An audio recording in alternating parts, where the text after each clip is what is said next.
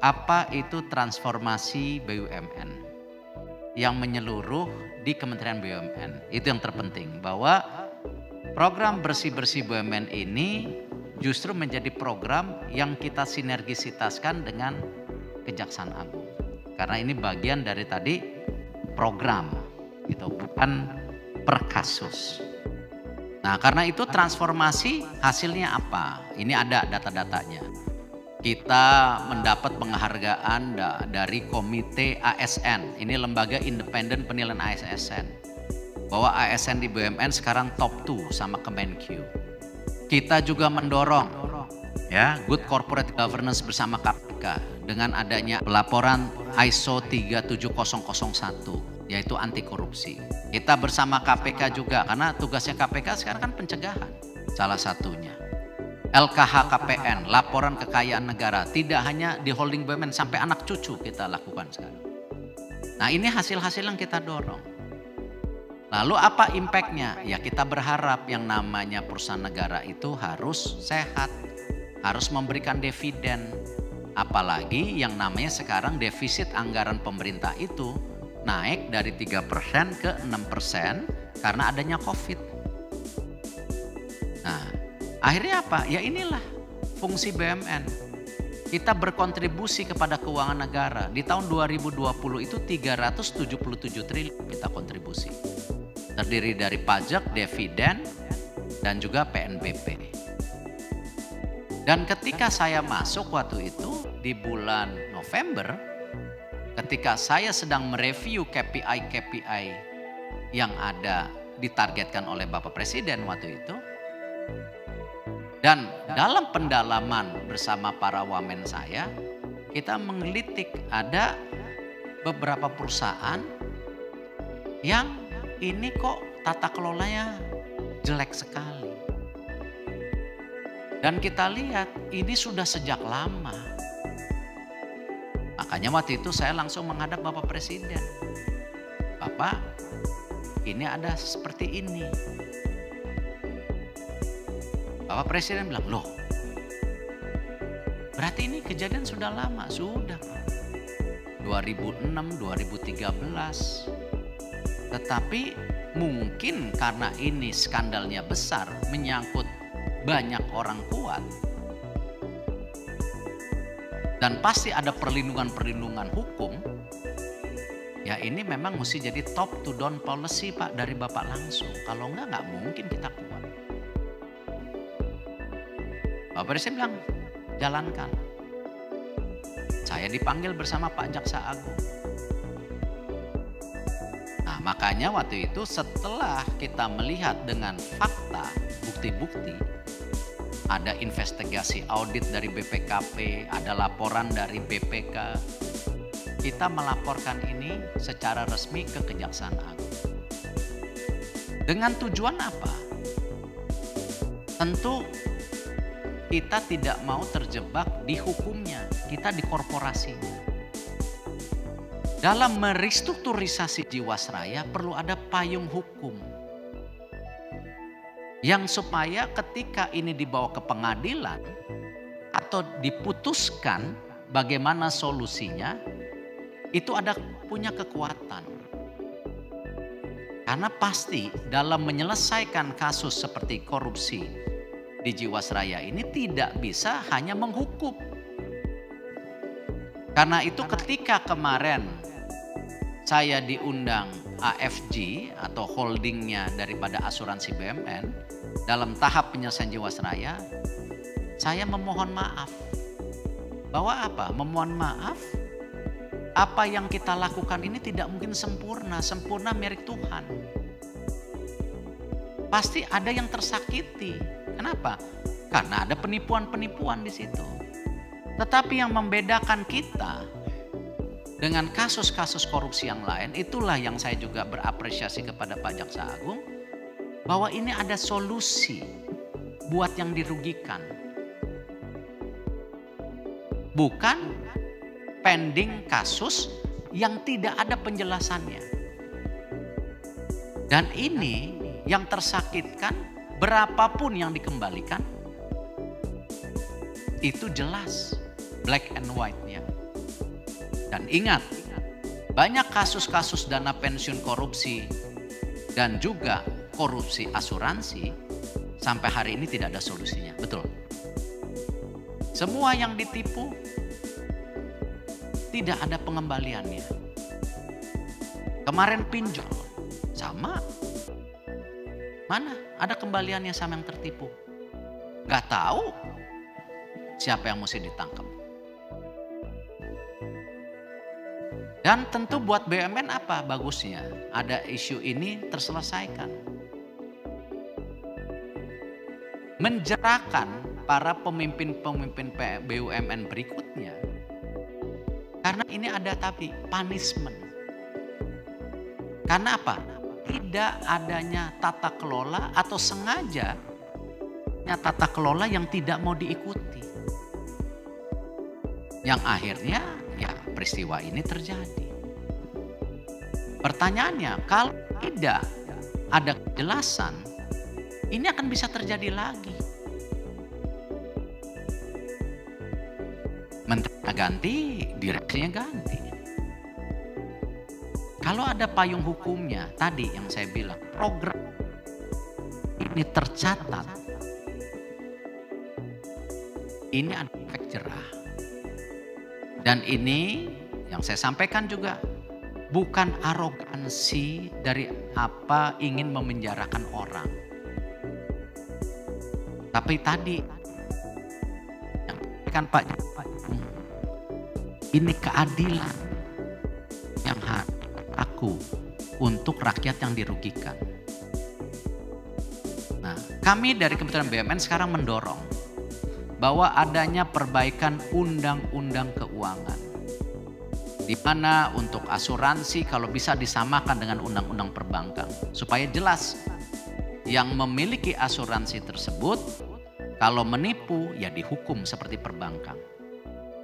Kita juga mendorong perbaikan apa? Undang-undang dana pensiun sekarang dengan Kemenkyu dan apa. Tadi Pak Rektor bicara OJK sama. Kita dorong perbaikan. Tidak hanya ini bilang yang salah siapa, termasuk BUMN juga kita perbaiki. Jadi bukan saling menunjuk. Ingat, dalam menyelesaikan satu masalah tidak boleh ada ego sektoral. Tetapi isunya ditaruh di tengah dan harus diselesaikan. Dan penyelesaian nasabah Jiwasraya ini sudah 99%. Memang ada yang 1%. Kan tadi saya bilang saya minta maaf tidak bisa menyelesaikan semua. Tapi 99% ini angka absolut yang bisa kita capai. Orang kita PKPU Garuda aja sekarang baru mencari 51%. Jiwasraya itu milik negara. Jadi ada payung jelasnya. Kalau yang asuransi lainnya saya nggak mau sebutin namanya, itu mutual fund. Mutual fund itu lebih kompleks karena tidak tahu siapa pemiliknya. Dan ini ada kejadian yang sangat besar di beberapa negara seperti di Jepang, di Korea, kasusnya banyak seperti ini. Nah, kalau Jiwasraya ini milik negara, artinya apa? Negara harus hadir. Negara harus menyelesaikan bagaimana polis-polis ini dibantu dalam arti konteks tidak sempurna, tapi harus diselesaikan. Lalu kembali, tidak mungkin juga kami meminta 100% penggantiannya. Ya, kita tadi sampaikan, yes negara hadir, yes negara bertanggung jawab. Yang namanya bisnis daripada dana pensiun asuransi ini adalah bisnis kepercayaan. Kalau ini bisnis kepercayaannya tidak di-recover lagi, tidak dibalikan kepercayaannya, industri ini akan hancur. Nah, karena itu kenapa strukturnya ada AFG? Kita tadi bagian membangun ekosistem yang ada di BUMN. Di BUMN juga punya asuransi lain. Yang akhirnya ini konteksnya agak lebar sedikit ya. Jasindo, Askrindo dan lain-lain. Yang waktu itu dibuka pasar bebas, tidak salah pasar bebas. Tapi akhirnya masalahnya apa? Mereka berbisnis kanibalisme. menjual produk-produk yang bukan expertnya. Yang akhirnya apa? Reinsurance kita ke luar negeri lebih mahal. Nah, makanya sekarang asuransi BUMN kita konsolidasikan lagi, harus fokus kepada bisnisnya. Tadi yang saya sampaikan, perlu perbaikan undang-undang keuangan. Karena saya yakini kasus Jiwasraya Asabri ini hanya baru 2 kasus yang terbuka. Saya yakin banyak kasus-kasus lain yang belum terbuka. Karena tadi ya, loophole ini pasti terlalu besar. Seperti tadi mengenai asuransi, pensiun. Jadi inilah kenapa Bapak Presiden juga sedang memberi dorongan bagaimana reformasi daripada undang-undang keuangan yang sudah dibahas di DPR bersama Ibu Kementerian Keuangan. Di banyak kasus nggak ada solusi sampai seperti ini. Justru hanya digantung istilahnya, dihukum saja, udah. Tapi pemegang polis itu dirugikan. Coba sekarang yang ditipu yang ditimpa apa? Penyelesaiannya apa? Apakah hanya memenjarakan ini selesai? Nah, karena itu Pak Jaksa Agung juga untuk membukul hukum jera menyita kekayaan yang akan dibalikan kepada negara. Nah, ini yang kenapa kembali Pak Jaksa Agung juga menyampaikan ketika di Jiwasraya ada penyitaan dan hukuman seumur hidup, lalu kenapa di Asabri beliau menghukum mati? Karena kan tadi, saya yakin beliau juga bukan arogansi mau hukum mati.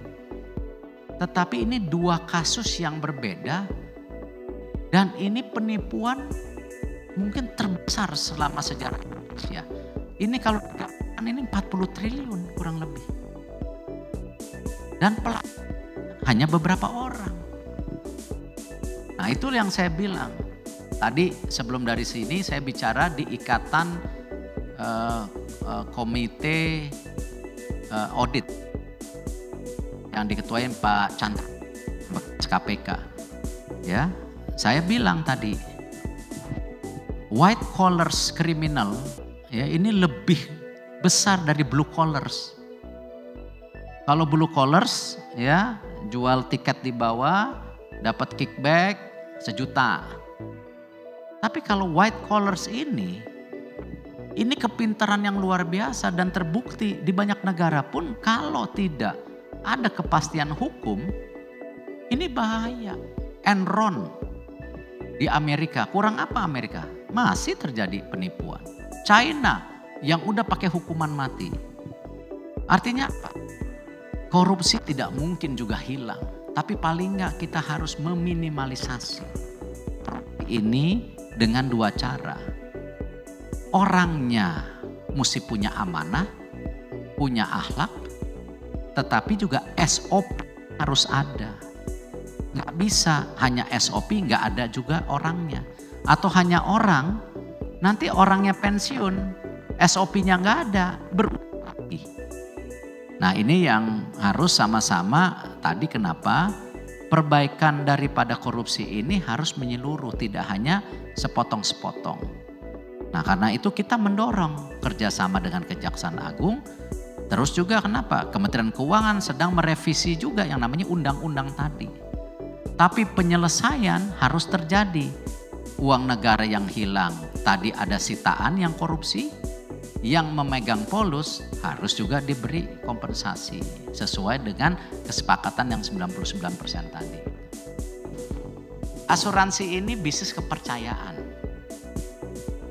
Kalau kasus Jiwasraya, Asabri tidak diselesaikan atau kasus asuransi lainnya yang sekarang belum terselesaikan, industri asuransi itu akan kolaps. Dana pensiun akan kolaps. Sekarang kalau itu kolaps, masa depan pensiunan kita gimana? Yang udah berjibaku puluhan tahun bekerja, terus hilang. Ini akan sangat bahaya. Kalau tidak ada kembali yang namanya perbaikan daripada sistem dan kepercayaan itu. Saya tentu dengan segala kerendahan hati, justru karena tidak ada penyelesaian ini dari tahun 2006, saya memberanikan diri melaporkan ini ke kejaksaan. Saya sebagai pemimpin mudah sekali apa Pak? Kalau tidak mau pegang barang ini karena terlalu panas, saya tidak selesaikan. Toh ada menteri berikutnya lagi. Nah jadi tentu masukan dan saran Bapak saya terima. Tetapi dengan segala kerendahan hati, saya coba menyelesaikan masalah yang ada. Bukan menjadi bagian pemimpin yang membiarkan ketidakadilan yang terjadi di negeri ini. Assalamualaikum warahmatullahi wabarakatuh. Alhamdulillah hari ini hari yang sangat berbahagia bagi kami, saya khususnya, karena di tengah carut marutnya industri asuransi di Indonesia, khususnya yang dialami oleh Jiwasraya, kami mendapatkan angin segar dengan adanya goodwill dari pemerintah. Dalam hari ini Kementerian BUMN, Bapak Erick Thohir, yang telah menyelamatkan dana kami. Kami sebagai pensiunan sangat berharap dana ini bisa kami nikmati. Harapan kami semoga ini tidak hanya menjadi euforia sesaat hari ini, tetapi bisa berkelanjutan dan terus dikawal ketat oleh pihak-pihak yang terkait dan bertanggung jawab, sehingga tetap bisa terlaksana dengan baik, dengan tepat waktu, dan dengan apa yang telah diperjanjikan. Kemudian kami juga sangat-sangat berterima kasih atas segala upaya pemerintah ini, dalam arti ada satu usaha niat baik yang bisa membuat kami semua mendapat kembali dana kami. Karena apa? Karena dana ini adalah dana satu-satunya bagi para pensiunan untuk bisa meneruskan hidup sehingga hidup lebih bahagia dan tenang dan sejahtera. Dana ini adalah dana yang telah dikumpulkan oleh para pensiunan selama kurang lebih 30 tahun mengabdi kepada negara. Oleh karena sangat tepatlah apabila dana ini bisa dikembalikan kepada kami. Sekali lagi terima kasih Pak Erick Thohir, terima kasih BUMN, terima kasih IFG. Tetap semangat dan terima kasih. Waalaikumsalam warahmatullahi wabarakatuh. Puji syukur Alhamdulillah hari ini telah terlaksana peralihan asuransi kami dari Jiwasraya ke AFG Life. Kami patut bersyukur dan berterima kasih kepada pemerintah, dalam hal ini Kementerian BUMN, Pak Menteri Erick Thohir telah menunjukkan komitmen kepada kami semua bahwa pemerintah tidak berdiam diri terhadap kesulitan yang kami hadapi pada saat kami melihat asuransi yang menjadi masa depan kami, menjadi tumpuan kami ketika kami pensiun, itu mengalami kesulitan keuangan. Tetapi dengan adanya restrukturisasi ini, kami mendapat secercah harapan, mendapat harapan yang telah mulai ragu tadi menjadi bersinar kembali, menjadi cerah kembali, bahwa kami ada harapan dari pemerintah yang cukup besar untuk pemerintah berkomitmen menyelesaikan hak-hak yang menjadi masa depan kami. Sekali lagi terima kasih kepada pemerintah Republik Indonesia, terima kasih kepada Pak Menteri atas semua daya upayanya untuk menyelesaikan permasalahan yang ada di perusahaan-perusahaan asuransi kita. AFG Life sehat, kuat, dan sukses. Ya, alhamdulillah. Jadi setelah itu dialihkan IFG, waktu itu dijanjikan waktu mendapat polis pengganti polis baru dari Jiwasraya restrukturisasi, di situ tertulis bahwa dana pertama itu akan dibayarkan paling lambat 3 bulan setelah dialihkan ke IFG.